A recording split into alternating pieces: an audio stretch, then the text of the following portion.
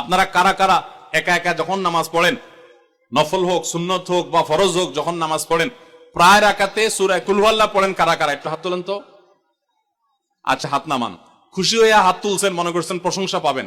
প্রশংসা না, বরং একটা বদনাম পাওয়ার ভয় আছে। সূরা ইখলাস, এটাকে আমরা সাধারণত কুল হুয়াল্লাহ সূরা বলি, তাই না?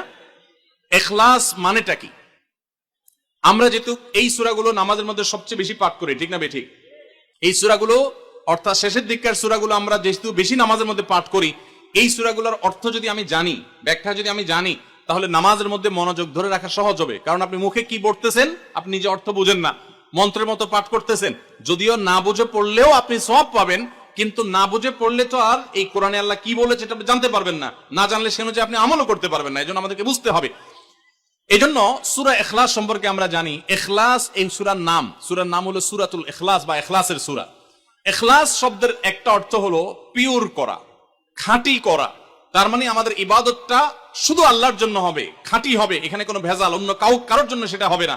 আমাদের দোয়াগুলো সব শুধু আল্লাহর জন্য হবে, খাঁটি এবং ফ্রেশ ভাবে আল্লাহর জন্য নিবেদন করবো, সাথে আর কারোর সেখানে শরীক করবো না। এই জন্য এই সূরার নাম ইখলাস, যে এই সূরার মধ্যে আল্লাহর ইবাদত, একত্ববাদ, তাওহীদ, এটাকে খাঁটি করবার নির্দেশ দেওয়া হয়েছে। আল্লাহর কোনো শরীক নাই, এই জন্য এটাকে সূরা ইখলাস বলা হয়েছে, খাঁটি করার সূরা, ঈমানকে বিশুদ্ধ করা, তাওহীদকে ঠিক করার সূরা। একইভাবে ইখলাসের আরো বিভিন্ন অর্থ এবং বিভিন্ন ব্যাখ্যা আছে, আমরা শুধু এটুকু বলি। এরপর আসা যাক সূরা কুল হুয়াল্লাহ। কেন আল্লাহ তাআলা এই সূরাটা নাজিল করলেন? কোরআন কারীমের বিভিন্ন সূরা, বিভিন্ন আয়াত নাজিলের প্রেক্ষাপট আছে, যেটাকে শানে নুজুল বলা হয়। কেন এই সূরা আল্লাহ তাআলা আমাদেরকে দিয়েছেন, এ সম্পর্কে প্রিয় নবী সাল্লাল্লাহু আলাইহি সাল্লামের এক সাহাবী, তার থেকে একটি হাদিস বর্ণিত আছে। সেই হাদিসের আলোকে আমরা জানি যে মক্কার মুশরিকরা, মক্কার কাফিররা, অবিশ্বাসীরা, তারা প্রিয় নবী সাল্লাল্লাহু আলাইহি সাল্লাম যখন তাওহীদের দাওয়াত দিলেন, আল্লাহর পথে আসার দাওয়াত দিলেন, তারা বলল, মুহাম্মদ, আমরা তো সবার বংশ পরিচয় জানি। সেই যুগে মানুষ উটের পর্যন্ত বংশ পরিচয় জানতো, শিখতো। তো নবী সাল্লাল্লাহু আলাইহি সাল্লামকে তারা জিজ্ঞাসা করেছে, মুহাম্মদ, তোমার যে আল্লাহর কথা বলো, ঈমান আনার জন্য বলো, তোমার আল্লাহর বংশ পরিচয়টা একটু আমাদেরকে জানাও। মক্কার মুশরিকদের এরকম হাস্যকর দাবি শোনার পর প্রিয় নবী সাল্লাল্লাহু আলাইহি সাল্লামের প্রতি আল্লাহ তাআলা এই সূরা নাজিল করে তাদের এই প্রশ্নটা যে অবান্তর, আল্লাহ তাআলার যে কোনো বংশ পরিচয় নাই, আল্লাহর যে কোনো জন্মদাতা নাই, তিনি যে কোনো জন্মদাতার মুখাপেক্ষী নন, সে বিষয়টাকে আল্লাহ তাআলা বিশদভাবে এই সূরাতে বিবৃত করেছেন, বর্ণনা দিয়েছেন। এই জন্য ওই প্রেক্ষিতে এই সূরাটা নাজিল হয়েছে। কোন উলামা ইকরাম, কোন মুফাসসিরগণ অবশ্য ভিন্ন আরো একাধিক কথাও বলেছেন, তবে এটি সবচেয়ে প্রসিদ্ধ এবং বেশিরভাগ মুফাসসিরদের মত এটি যে সূরা ইখলাস, কুল হুয়াল্লাহ সূরা নাজিল হয়েছে মক্কার মুশরিকরা প্রিয় নবী সাল্লাল্লাহু আলাইহি সাল্লামের কাছে আল্লাহর বংশ পরিচয় জানতে চাওয়ার মতো মূর্খতাসুলভ প্রশ্ন করেছে। সেই প্রশ্নের জবাবে এই সূরায় আল্লাহ রাব্বুল আলামিন বিস্তারিত বিবরণ দিয়েছেন। এবার আসুন আমরা এই সূরায় কি বলেছেন আল্লাহ রাব্বুল আলামিন সে বিষয়ে জানবো, এবং সেই সাথে এই সূরাটার বিশেষ ফজিলত আছে। সূরা ইখলাসের আবার স্পেশাল ফজিলত আছে, কি সেটা আমরা জানবো ইনশাআল্লাহ তাআলা। আমরা প্রথমে আসুন সূরার অর্থ আমরা জেনে নেই। কুল হুয়াল্লাহু আহাদ। আমার সাথে সাথে আপনারা বলুন, কুল হুয়াল্লাহু আহাদ, আল্লাহুস সামাদ, লাম ইয়ালিদ ওয়া লাম ইউলাদ ওয়া লাম ইয়াকুল লাহু কুফুয়ান আহাদ। কুল হুয়াল্লাহু আহাদের অর্থ হলো বলুন। কুল মানে বলুন। এই কুলটা বড় কাফের কুল। আমরা অনেকে কয় রস্যকার কুল ও কুল বড়ই লিখতে যে কুল লেখি আমরা ওইরকম বলি। এই কাফটা ভেতর থেকে আসবে। কুল কুল কুল বললে তার অর্থ হবে বলো। আর যদি ছোট কাফের কুল অর্থাৎ বাংলায় করস্যকার কুল ও কুল লিখি যে আমরা ওরকম কুল যদি বলেন, আরবিতে তার অর্থ হলো খাও। একটা হলো বলো, আরেকটা হলো খাও। অর্থের মধ্যে বেশ কম আছে না নাই? অনেক বেশ কম। কোথায় খাওয়া আর কোথায় বলা। এজন্য এই কফটাকে একটু শুদ্ধ করার চেষ্টা করতে হবে। কুল ভিতর থেকে, কুল কুল হুয়াল্লাহু আহাদ। এর অর্থ কি? কুল মানে বলুন। আল্লাহ তাআলা তার রাসূলকে বলছেন, হে রাসূল, আপনার ভেতরে যে বিশ্বাস আছে তাওহীদের প্রতি, সেই বিশ্বাসকে প্রকাশ করে বলুন, হুয়াল্লাহু, হুয়া মানে তিনি, আল্লাহ মানে তো আল্লাহ, বলুন যে তিনি আল্লাহ, আহাদ মানে একক, অদ্বিতীয়, তার কোনো শরীক নাই, তার কোনো অংশীদার নাই, তিনি একক। বংশ পরিচয়ে তার থাকার প্রশ্নই ওঠে না। যিনি একক, যিনি অদ্বিতীয়, যার কোনো শরীক নাই এবং যার কোনো পার্টনার নাই, যার কোনো ফ্যামিলির সদস্য নাই, যিনি একক, তার বংশ পরিচয় জানতে চাওয়া এটা মূর্খতা এবং অজ্ঞানতা।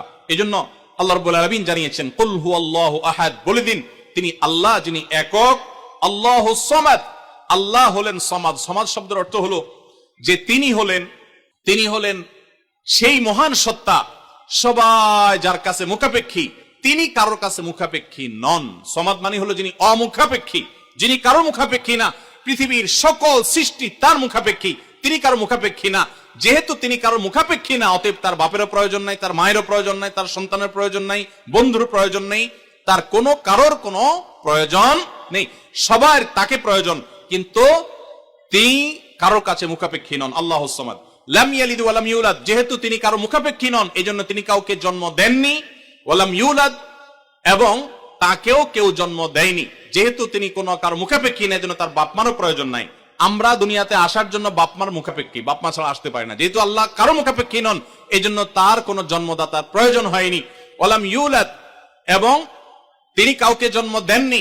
কারণ আমাদের সন্তান সন্ততি জন্ম দিতে হয় আমাদের প্রয়োজনে, কারণ আমার বংশধারা ধরে রাখতে হবে, আমার নামটা ধরে রাখতে হবে, আমার সম্পদ রক্ষণাবেক্ষণ করতে হবে, বৃদ্ধকালে আমাকে দেখাশোনা করতে হবে। এইসব কারণে আমাদের সন্তানের প্রয়োজন হয়। আল্লাহ তাআলা যেহেতু মুখাপেক্ষী নন কোনো কিছুর প্রতি, এই জন্য তার কাউকে জন্ম দিয়ে তার বংশটিকে রাখারও প্রয়োজন নাই, আবার তাকে কেউ জন্ম দেওয়ারও প্রয়োজন নাই। ওয়ালাম ইয়াকুল্লাহু কুফুয়ান আহাদ, আর তার কোনো সমকক্ষ নাই, তার সমান কেউ নাই, তার সাথে কোন প্রকার সাদৃশ্য হতে পারে এমন আর কেউ নেই। তিনি অদ্বিতীয়, তিনি একক। এই ছোট ছোট 4টি সূরায় আল্লাহ তাআলার 3টি গুণবাচক নাম আল্লাহ উল্লেখ করেছেন। আল্লাহর মূল নাম যেটা, সেটা উল্লেখ করেছেন আল্লাহ, তার জাতে পাকের নাম। আর এর পাশাপাশি আরো 2টি গুণবাচক নাম উল্লেখ করেছেন। এক হলো আহাদ, মানে একক, এটা আল্লাহর গুণবাচক নাম। আর একটা হলো সমাদ, এটাও আল্লাহর গুণবাচক নাম। এই নামগুলো আল্লাহ তাআলা উল্লেখ করেছেন। এই যে সূরাটা, সূরা ইখলাস আমরা জানলাম, এর অর্থ আমরা শুনলাম। এই সূরার ফজিলত কি? 3টা ফজিলত আপনারা শুনেন। 1 নম্বর, নবী করিম সাল্লাল্লাহু আলাইহি সাল্লাম বলেছেন, এই সূরা ইখলাস এটা হলো কোরআনে কারীমের 3 ভাগের 1 ভাগ। বলেন সুবহানাল্লাহ। সূরা ইখলাস বা কুল হুয়াল্লাহ সূরাটা হলো কোরআনে কারীমের কয় ভাগের 1 ভাগ? 3 ভাগের 1 ভাগ। 3 ভাগের 1 ভাগের মানে কি? এই সম্পর্কে কোন কোন তাফসীরবিদগণ বলেছেন, এর মানে হলো গোটা কোরআনে আল্লাহ তাআলা মৌলিকভাবে 3টা বিষয়ের আলোচনা করেছেন। কয়টা বিষয়? এই পুরো কোরআন জুড়ে আল্লাহ তাআলা আলোচনা করেছেন কয়টা বিষয়ে? 3টা বিষয়। নাম্বার 1 তাওহীদ, একত্ববাদ, ঈমান সম্পর্কে। নাম্বার 2 আখবার, বিভিন্ন জাতি গোষ্ঠীর ইতিহাস আল্লাহ এখানে আলোচনা করেছেন। নাম্বার 3 এই কোরআন আল্লাহ তাআলা আলোচনা করেছেন আহকাম বা বিধিবিধান। ঈমানটা মানুষের, বিশ্বাসটা মানুষের সবচেয়ে গুরুত্বপূর্ণ। বিশ্বাস মানুষকে পরিচালনা করে, জন্য কোরআনে এটার আলোচনা সবচেয়ে বেশি। এরপর ইতিহাসের আলোচনা মানুষের অনেক বেশি প্রয়োজন শিক্ষা গ্রহণ করবার জন্য পূর্বের ঘটনাবলী থেকে, সেজন্য সেগুলোও আছে। আর 3 নম্বর বিধিবিধান, মানুষ কিভাবে চললে কোন দিকে গেলে লাভ হবে, কোথায় গেলে ক্ষতি হবে, সে হালাল হারামের বিবরণ কোরআনে আছে। 3টা বিষয়ের আলোচনার মধ্যে একটা হলো তাওহীদ বা ঈমান। এই সূরা ইখলাস এমন একটা সূরা কোরআনের, এই একটা সূরাতে পুরা সূরা 4টা আয়াতের সবগুলো আয়াতে শুধু ঈমান সম্পর্কে, শুধু আল্লাহর জাত সম্পর্কে বলা আছে। বলেন সুবহানাল্লাহ। ভাইরা আমার, এই সূরা ইখলাস বা সূরা কুল হুয়াল্লাহ এটা কোরআনে কারীমের 3 ভাগের 1 ভাগ। এটা একটা ব্যাখ্যা। আরেকটা ব্যাখ্যা হলো, কোরআনে কারীম যদি কেউ পুরাটা পড়তে পারে, যে পরিমাণ সওয়াব সে লাভ করবে। শুধু কুল হুয়াল্লাহ সূরা যদি একবার পাঠ করে, কয়বার? একবার যদি পাঠ করে, কোরআনে কারীমের 3 ভাগের 1 ভাগ তেলাওয়াত করার সওয়াব আল্লাহ তাআলা ওই ব্যক্তিকে দান করেন। তাহলে যদি কেউ 3 বার পাঠ করে, তাহলে এখান থেকে বোঝা যায় যে আল্লাহ তাআলা তাকে পুরা কোরআন একবার তেলাওয়াতের সওয়াব দান করবেন। পুরা কোরআন কষ্ট করে তেলাওয়াত করলে সেটার যে মর্যাদা হবে সেটা অবশ্যই ভিন্নতর। কিন্তু 3 কুল সূরা ইখলাস এটাকে 3 বার পাঠ করলে আল্লাহ রাব্বুল আলামিন কোরআনে কারীমের পূর্ণাঙ্গ কোরআন তেলাওয়াতের সওয়াব পাবেন বলে অনেক উলামা ইকরাম, মুহাদ্দিসিন ইকরাম বলেছেন এই হাদিসের আলোকে। এটা হলো এর দ্বিতীয় ফজিলত। প্রথম ফজিলত। দ্বিতীয় ফজিলত হলো, আমাদের প্রিয় নবী সাল্লাল্লাহু আলাইহি ওয়াসাল্লামের সময় তিনি এক দলকে একটা অভিযানে পাঠিয়েছেন। তাদের মধ্যে যিনি ইমাম সাহেব ছিলেন, ওই আল্লাহর বান্দা প্রত্যেক নামাজের মধ্যে যে কোনো সূরা পড়তেন, যে কোনো কিরাত পড়তেন, শেষে সূরা ইখলাসটা অবশ্যই পাঠ করে তারপর রুকুতে যাইতেন। এখন সাহাবীদের মধ্যে একটা প্রশ্ন দেখা দিল যে এই লোকটা প্রত্যেক রাকাত নামাজে সূরা ফাতিহা, আলহামদুলিল্লাহ সূরা পাঠ করার পর যেই সূরাই পড়েন, যেই কিরাতই পড়েন, সাথে আবার কুল হুয়াল্লাহটা কেন পড়েন? আমরা তো নবী সাল্লাল্লাহু আলাইহি ওয়াসাল্লাম কিরম করতে দেখি নাই। তখন সাহাবীরা এসে নবী সাল্লাল্লাহু আলাইহি ওয়াসাল্লামকে জিজ্ঞাসা করলেন, ইয়া রাসূলুল্লাহ, আমাদের ইমাম সাহেব যাকে আমাদের সাথে আপনি দিয়েছেন, যিনি আমাদের সাথে আছেন, এই ব্যক্তি প্রত্যেক রাকাতে অন্য যা পড়ুক আর না পড়ুক এই কুল হুয়াল্লাহ সূরাটা উনি পড়েই পড়ে, এটা উনি ছাড়ে না, এর কারণটা কি? তখন নবী সাল্লাল্লাহু আলাইহি ওয়াসাল্লাম জিজ্ঞাসা করলেন ওই ব্যক্তিকে যে তুমি কেন এই সূরা পাঠ করো?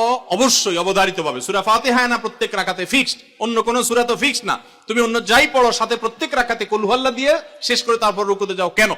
তখন সে সাহাবী বলেন, ইয়া রাসূলুল্লাহ, আমি কেন পড়ি?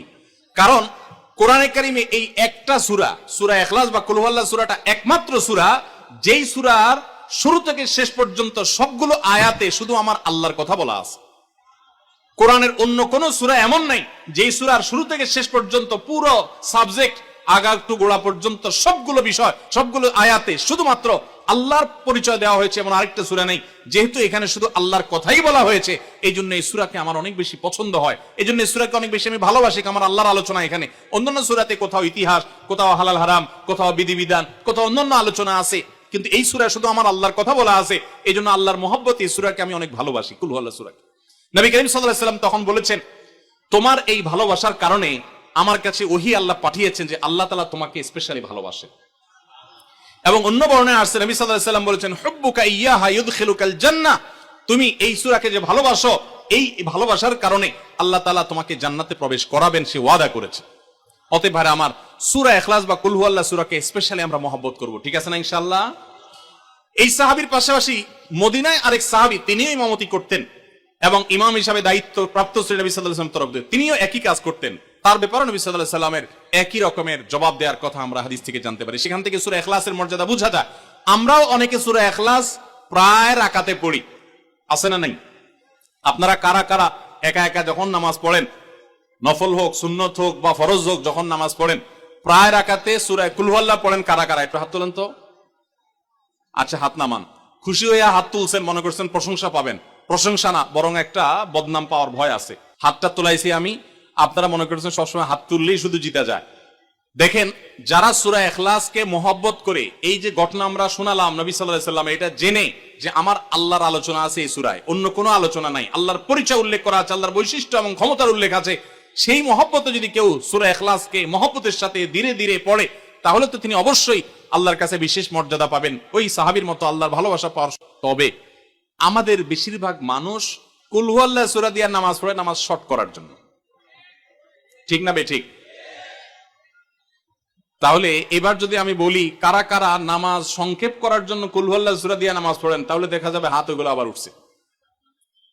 তাহলে সংক্ষেপ করার উদ্দেশ্যে সূরা কুল হুয়াল্লাহ পড়লে সেটার কারণে আল্লাহর কাছে সওয়াব পাবেন না, বরং আপনার নামাজের মর্যাদা আরো কমবে।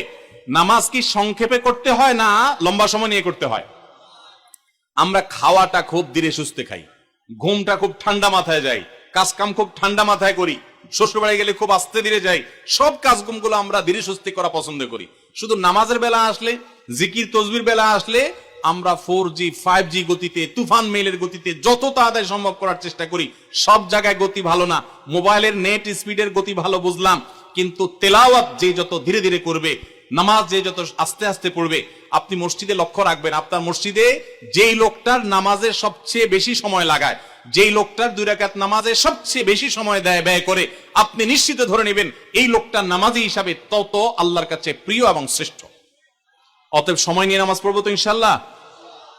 আমাদের অনেকেরই তাড়াহুড়া করে নামাজ পড়ার স্বভাব আছে ভাইরা, ভালো না এটা। যাই হোক, তো সূরা ইখলাস আমরা এটাকে সংক্ষেপ করার জন্য পড়বো না, মহব্বত করার জন্য পড়বো আজ থেকে, ঠিক আছে তো ইনশাআল্লাহ।